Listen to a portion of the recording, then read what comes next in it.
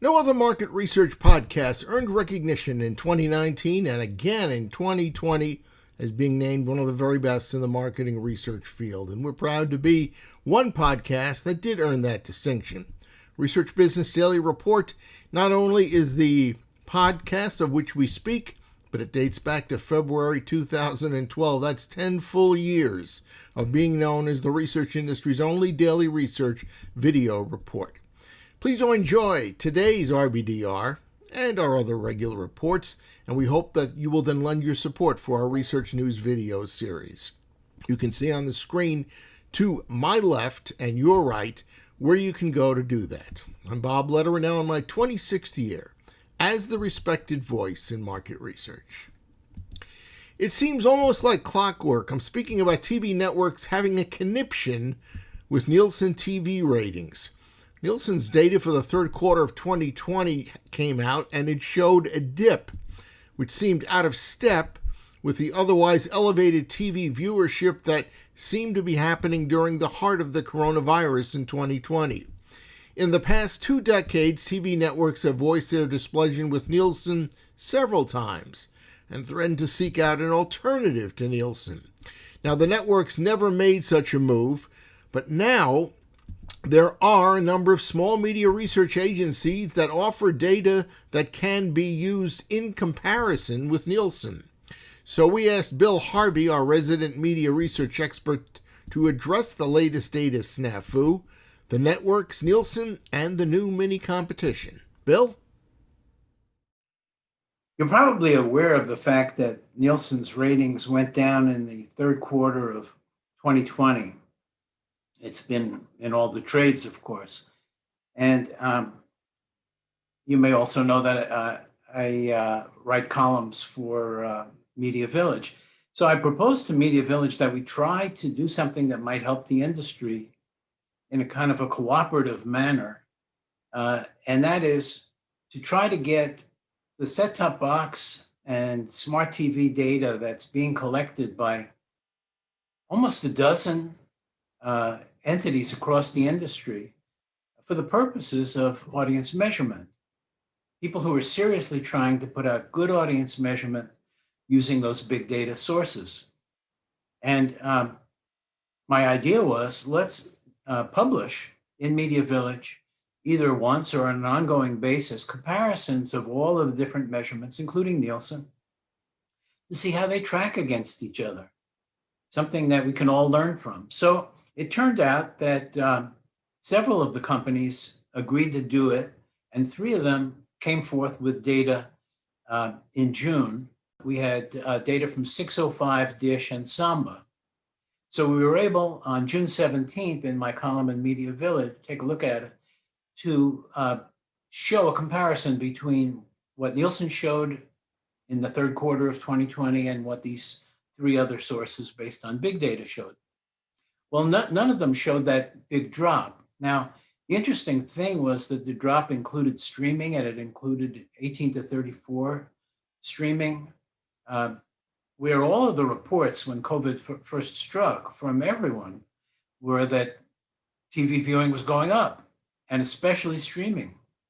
And then there was some reports that it was leveling off, TV was going back to normal, linear TV was, but streaming was staying up, so that the general perception by the marketplace was streaming was always going to go up eventually and become dominant at some point in the future, but COVID accelerated that.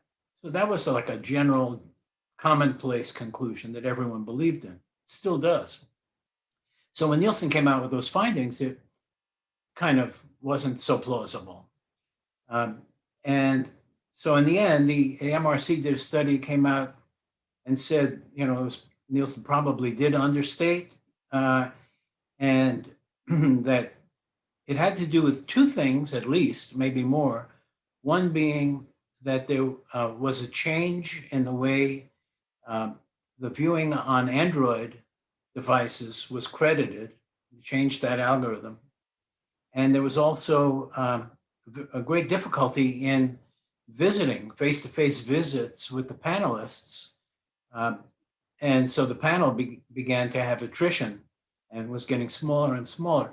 So those were the two main things that MRC was able to point at. The interesting thing about the Dish Samba 605 data, it was all very stable. It didn't show big changes. In some cases, it showed some growth.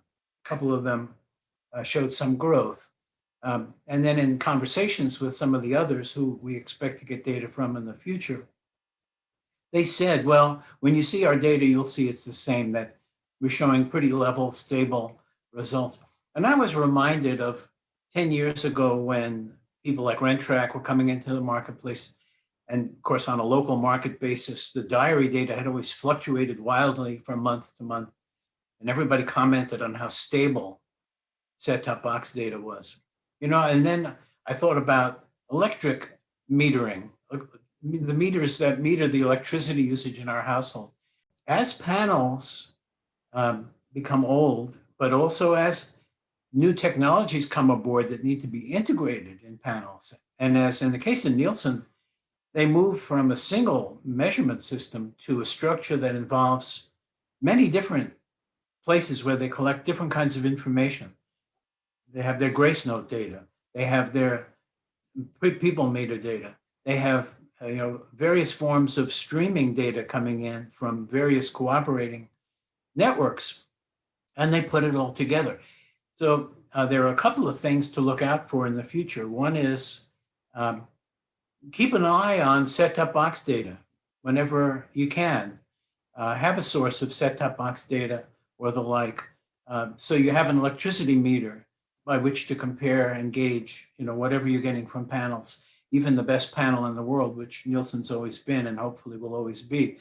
But there's going to be moments in time when things happen. So keep an eye on things.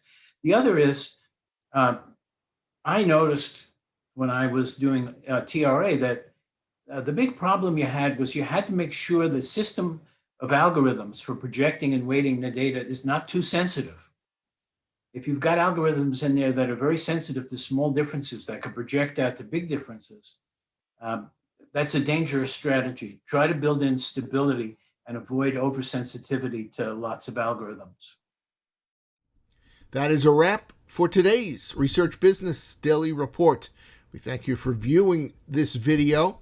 Each day we work to give you, our viewers, a news item, an insight, or a commentary that you're not going to find anywhere else.